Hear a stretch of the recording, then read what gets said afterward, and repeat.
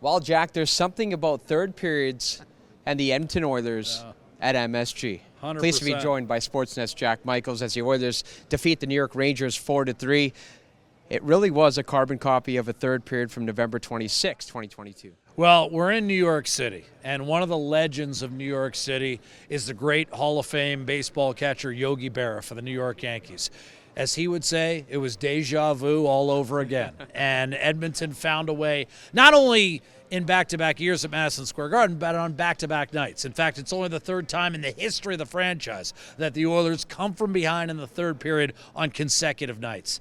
And they did it the same way. They didn't get frustrated. Jonathan Quick had shut them out for 5 periods this season, a perfect 47-47, but they stuck with it.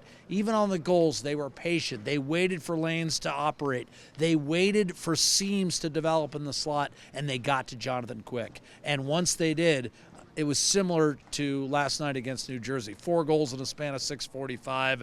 And that just completely deadened the atmosphere. I mean, it was a bustling atmosphere here at Madison Square Garden.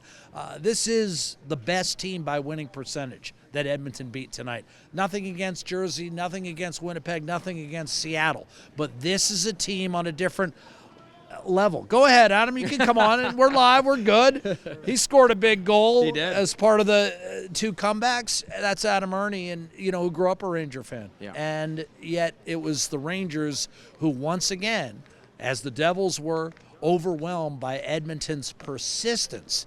And again, something that should not be overlooked is the commitment to the defensive side of the puck. Yeah. 5 minutes remained in the third period tonight, and the Rangers had a total of 3 shots. Jack, I know you mentioned Jonathan Quick's name a couple of times, but we cannot talk about this Oilers victory without talking about Stuart Skinner. He was marvelous, especially in that second period. The save he made on Mika Zibanejad, and he got some help from Darnell Nurse, but that's, again, typical of what the Oilers have done over the last 24 hours.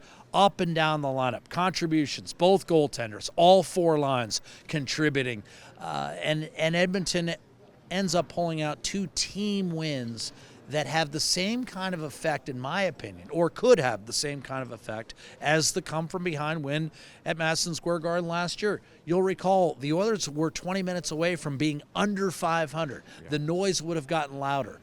Same could be said if the Oilers don't get either of the 2 wins. All of a sudden you're talking about 5 straight losses, and all the momentum of that 8-game winning streak would be gone.